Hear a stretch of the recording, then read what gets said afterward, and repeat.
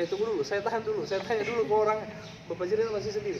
Masih. Alhamdulillah masih sendiri. Jadi teman-teman kalau pengen yakin kok cantiknya seperti apa sih, nah banyakin berdoa biar Allah tuntun kalian untuk sampai ke titik itu ya. Amin.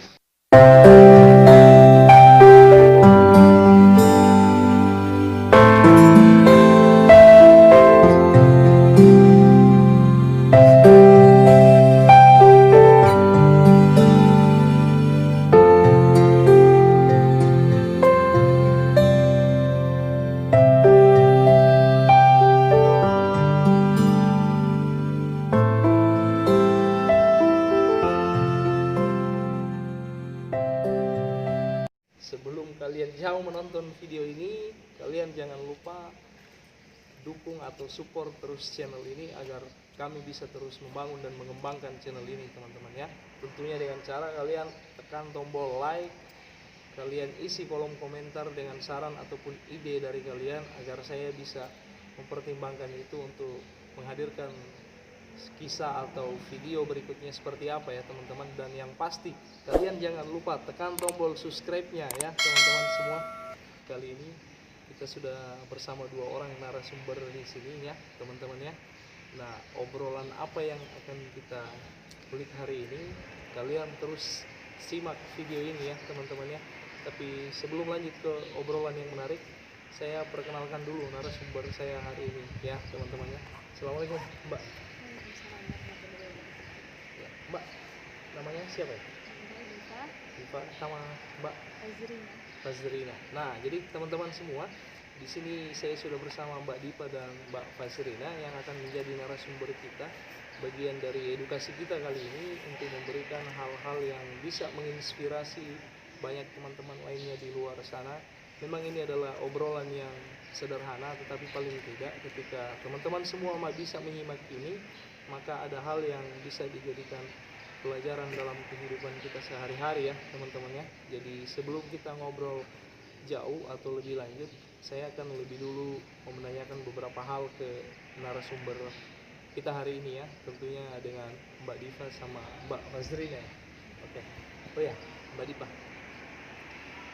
sudah dengan tampilan seperti ini, pertanyaan saya begini Pak. Pertanyaan saya tuh lebih spesifiknya ke sini. Memulai hal dengan tampilan Mbak berdua sekarang seperti ini, saya ke Mbak Diva dulu. Itu sudah berapa lama atau sudah berapa tahun? Sekitar baru setengah tahun kalau nikah, cuma pakai jilbab yang menutup aurat sempurna itu alhamdulillah sudah 1 tahun lebih. Sudah lebih dari setahun ya kalau untuk Mbak Diva. Nah, kalau untuk Mbak Fazrina, yakin memilih bahwa mulai berhijrah dengan tampilan seperti ini itu sudah berapa lama? Sudah 3 tahun. Sudah 3 tahun ya, alhamdulillah. Jadi teman-teman semua, kalau Mbak Diva ini memulai tampilan seperti ini atau berhijrah dengan keadaan seperti ini yang teman-teman bisa lihat sekarang, itu sudah berjalan setahun ya Mbak Diva ya. Terus kemudian kalau Mbak Fazrina itu sudah berjalan kurang lebihnya 3 tahun ya Mbak. Jadi 3 tahun. Jadi Mbak Diva sudah selama setahun dan Mbak Fazrina sudah berjalan 3 tahun. Kita doakan semoga Mbak Diva sama Mbak Fazrina terus istiqomah dalam keadaan yang seperti ini ya teman-teman ya. Jadi gini Mbak Diva sama Mbak Fazrina, pertanyaan satu seperti ini. Dengan tampilan yang seperti ini, bagaimana menghandle ini di sisi lain kehidupan milenial yang modernisasi seperti sekarang ya? Mbak berdua pasti bisa lihat itu ya setiap harinya.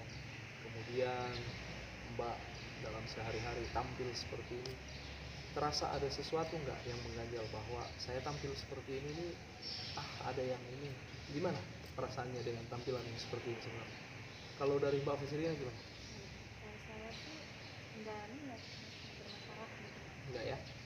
Cuman ya mungkin banyak hujatan dari orang-orang gitu. Nah, memang itu di sisi lain ada pro dan kontra gitu Mbak ya, tampil seperti ini.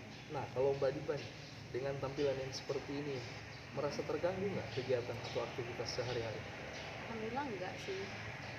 Memang kalau awal-awal itu mungkin repot, ribet, kita pakai baju panjang, Iya. gitu kan. Banyak mungkin bilang orang berlebihan, Iya, sesuatu iya, yang iya. berlebihan, Benar. tapi mungkin orang tuh belum merasakan kenyamanannya gitu ya, belum Nah, merasa iya. kenyamanannya. Jadi memang ada sisi yang nyaman Oh, ketika nyaman tampil sekali, seperti ini. alhamdulillah nyaman sekali. Tahan dulu Pak. Oke teman-teman, sebelum kita lanjut, kalian pasti pengen tahu di titik yang itu kok nyaman sih tertutup seperti itu, seperti ini. Tahan dulu, sebentar kita akan lanjutkan itu. Nah, saya kembali ke titik awal ya teman-teman, ketika saya memulainya tadi. Ini Mbak, ini kan tidak serta-merta ya, langsung nih tampilan itu seperti ini ya, seperti sekarang itu kan nggak serta-merta, dan itu nggak mudah. Saya tahu di titik itu nggak mudah. Nah, saya ke Mbak Diva dulu ya teman-teman ya. Saya akan tanya begini, Mbak, bagaimana titik awal Mbak yakin memulai bahwa saya pengen berhijrah? Banyak orang sekarang berhijrah, tapi untuk sampai di titik dengan tampilan seperti ini, itu tuh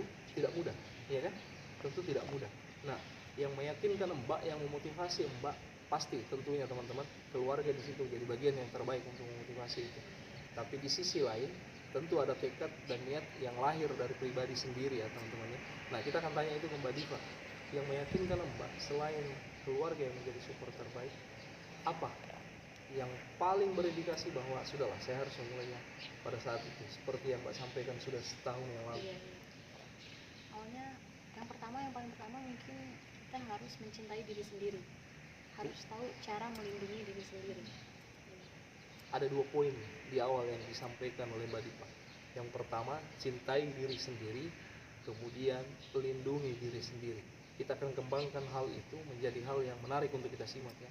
Nah Mbak, maksudnya begini, kalau dengan statement Mbak tadi dengan 2 hal, yang pertama adalah mencintai diri sendiri, cinta dalam artian baik itu dalam bentuk kewajiban ya, sebagai seorang perempuan. Saya sebentar tahan dulu ya, saya sebentar nanti lanjut ke Mbak Fajrina. Saya totalkan dulu ke Mbak Diva ya.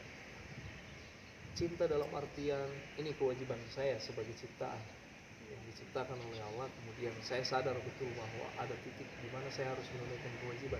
Atau mungkin cinta dalam artian yang maksudnya Mbak lebih luas pengertiannya, seperti apa sebenarnya? Ya mungkin yang lebih utama yang seperti yang Mas sampaikan barusan, itu karena memang kewajiban kita. Iya, satu kewajiban, memang Iya, kewajiban. yang kedua, cintai diri sendiri itu gini, karena ini di zaman yang memang eranya udah Iya. udah berlebihan lah, Iya, ya, benar udah banget, benar banyak banget. negatifnya. Iya, ya, benar sisi banget, benar negatifnya. banget. Dan yang bisa menjaga diri kita sendiri itu hanya kita sendiri, yang bisa melindungi kita itu hanya diri kita sendiri. Sebelum orang lain pasti harus diri kita sendiri dulu kan. Terus ya Kemudian gimana? apa lagi?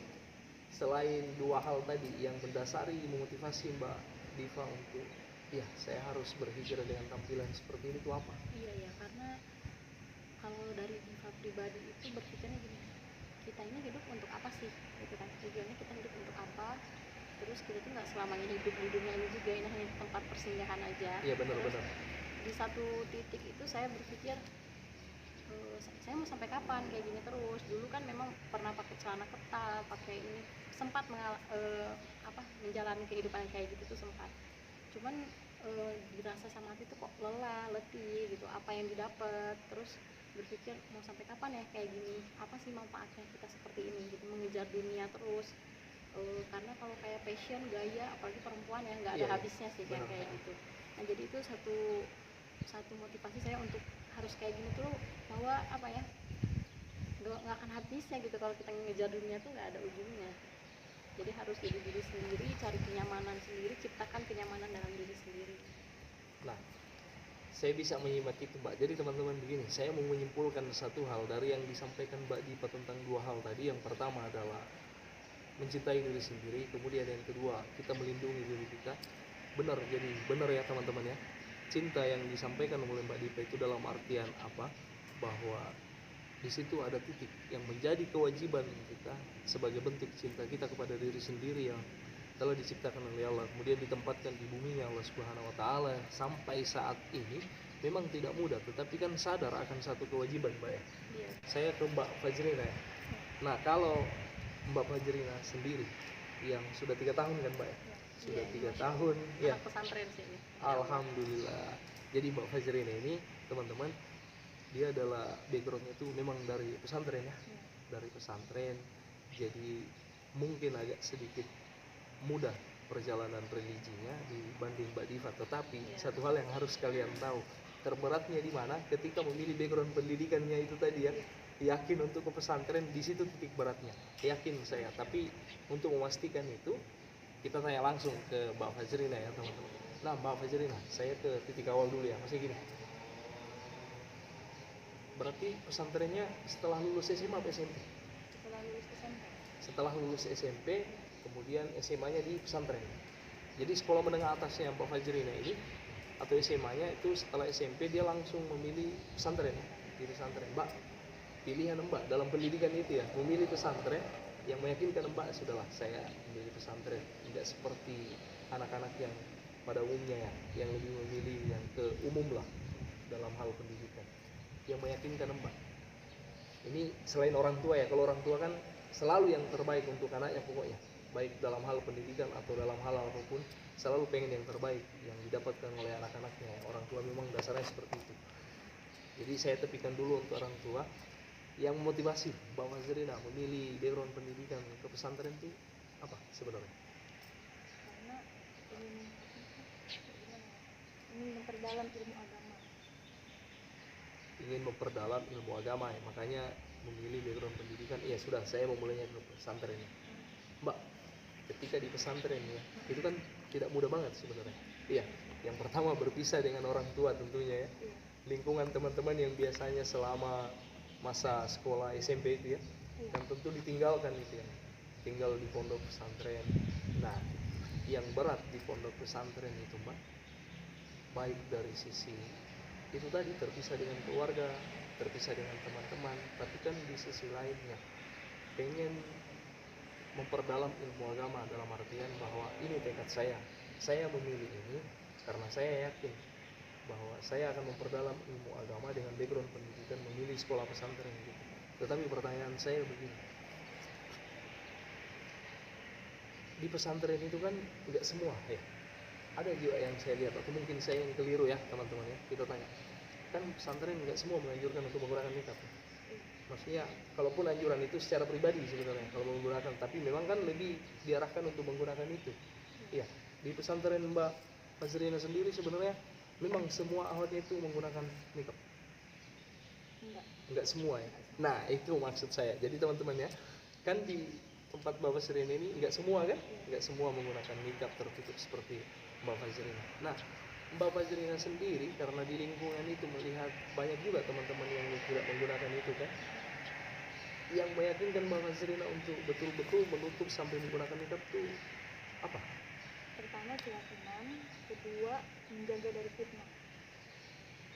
Ada 2 poin juga yang disampaikan Mbak Fajrina. Memang berbeda dengan Mbak Dipa, tapi itu tujuannya sama. Saya akan kaitkan nanti ke hal yang sama dan meruncing pada satu kesimpulan nanti. Itu kita simak nanti ya. Mbak Fajrina menyampaikan begini. Poin yang pertama, apa tadi? Keyakinan. Kemudian yang kedua, Menjaga dari fitnah. menjaga dari fitnah. Keyakinan itu kalau dikaitkan dengan cinta itu adalah satu kesatuan yang tidak bisa dipisahkan. Seperti yang disampaikan Mbak Diva tadi, dia lebih ke mencintai diri sendiri, sementara Mbak Fajrina memilih kalimat keyakinan. Jadi sebenarnya teman, cinta dan keyakinan itu adalah satu paket atau satu kesatuan yang tidak akan pernah bisa dipisahkan di dalamnya itu ya. Di dalam keyakinan itu ada cinta. Ya.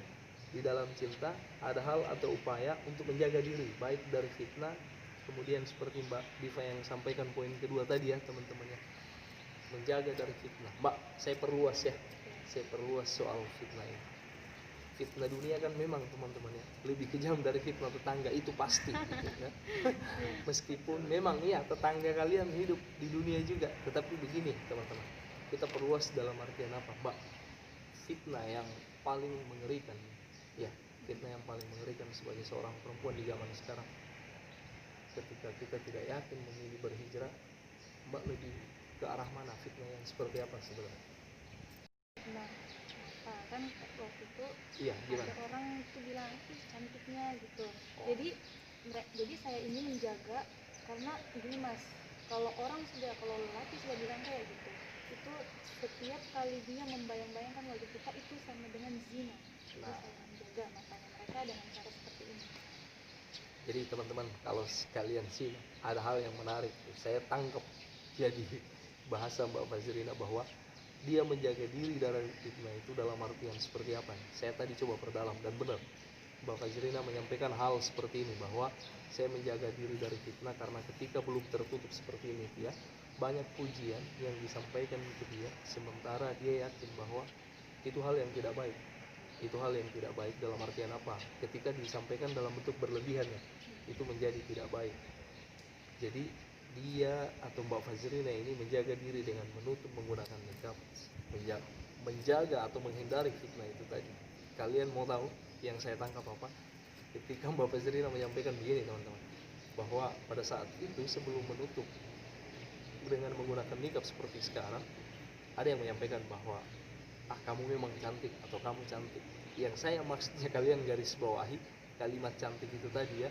Jadi teman-teman bisa simak nih, bahwa ketika seseorang mengatakan sesuatu seperti itu ke perempuan, jika kalian perempuan, bahwa kamu cantik, itu bisa berbuah fitnah loh ya Mbak. Itu bisa berbuah fitnah. Terus ditambahkan tadi Mbak Fajrina bahwa ketika itu semakin jauh bisa ada unsur zina di situ Mbak. Bisa ada unsur zina. Jadi Mbak Fajrina menutup diri itu karena menjaga hal itu tadi. Jadi teman-teman atau sahabat saya yang perempuan, ketika kalian tampil dalam keadaan belum menutup aurat dan memang kalian cantik dalam artian fisiknya yang cantik, kemudian mendapatkan pujian banyak baik dari perempuan ataupun sesama teman, ketika itu sudah berlebihan, maka awas, hati-hati di titik itu bisa menimbulkan fitnah dan zina itu tadi ya. Ketika Mbak Fajrina yakin dia mengatakan kalimat cantik, kalian tentu penasaran Mbak Fajrina itu cantik apa enggak. Saya sendiri nggak tahu karena itu ditutup.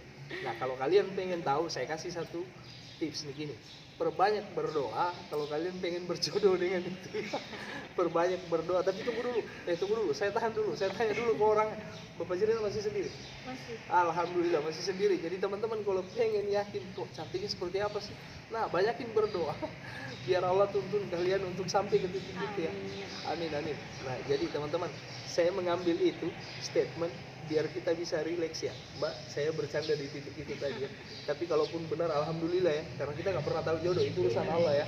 Nah saya kembali ke Mbak Diva ya. Mbak Diva begini, ini kan sudah sejauh ini ya, sudah setahun nih bernikah seperti ini. Kemudian di kalangan sekarang itu kan tahulah sendiri, lagi marak-maraknya milenial nih kan, tampil dalam keadaan seperti ini. Mbak, pertanyaan saya itu begini, Mbak Diva, dengan tampilan seperti ini terbatas nggak melakukan hal, terbatas nggak ketika pengen melakukan sesuatu di lingkungan sosial teman ataupun keluarga, merasa terbatas nggak kalau Mbak Diva?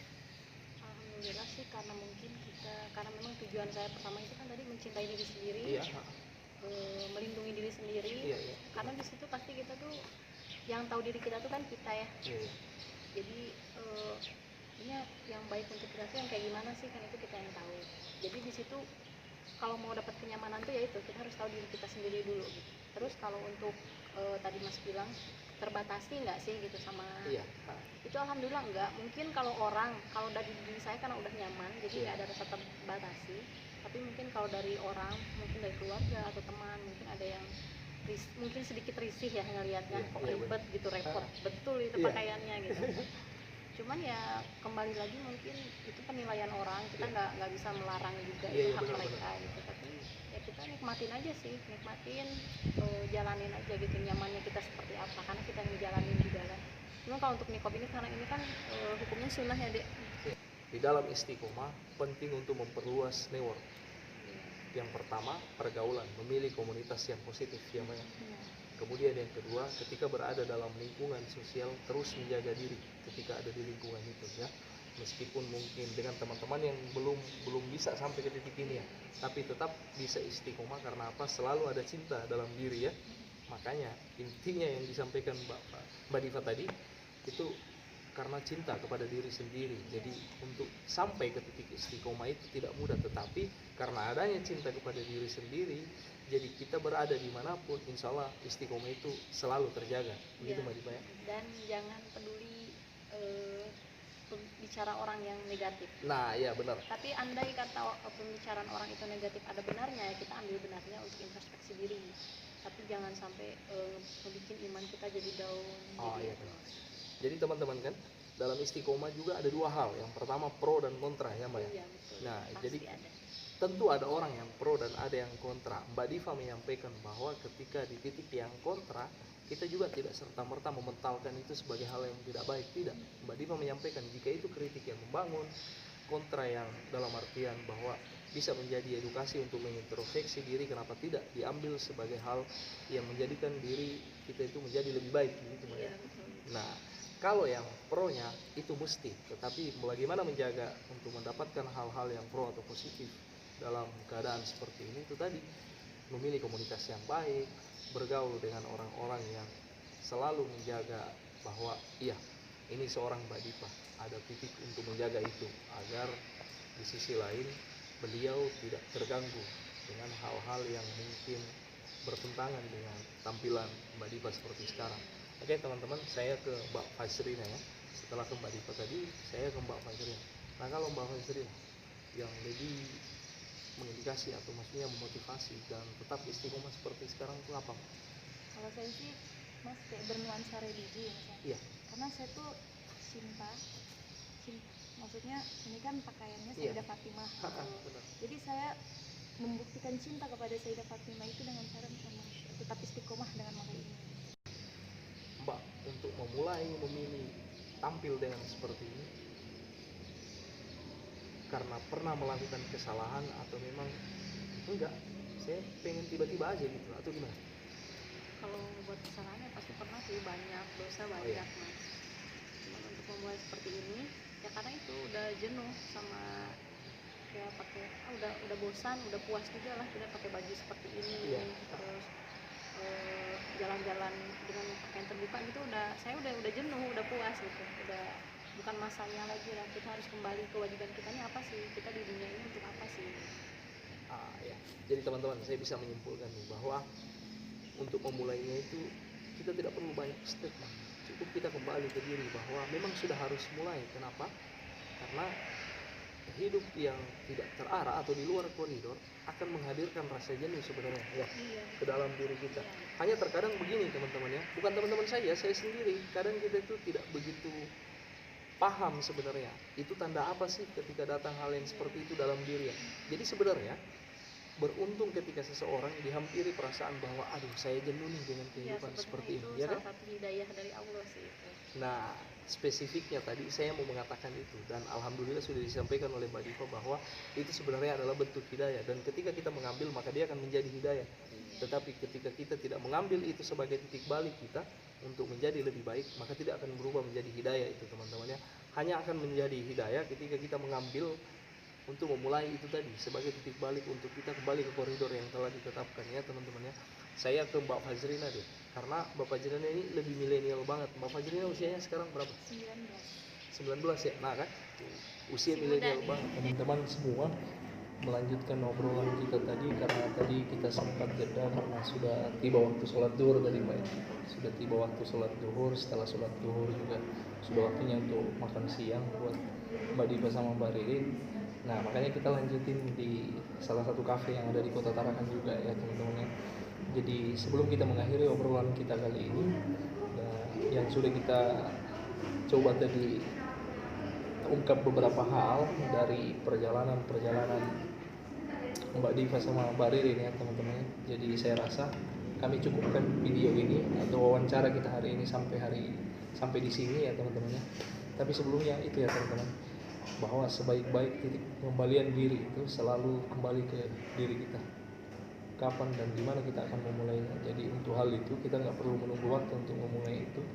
Lakukan saja dengan niat, tekad yang kuat, kemudian jalani dengan keikhlasan agar kita tetap bisa terjaga dalam istiqomah setelah kita berusaha untuk hijrah ya. Begitu ya Mbak Diva sama Mbak Ririn.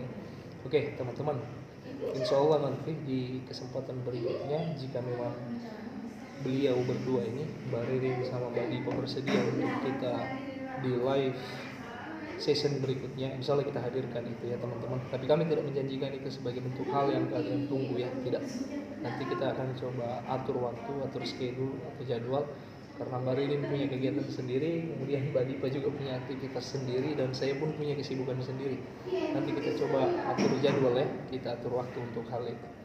Kalian jangan lupa like, comment, share, and subscribe ya teman-teman semua. Terima kasih. Assalamualaikum warahmatullahi wabarakatuh.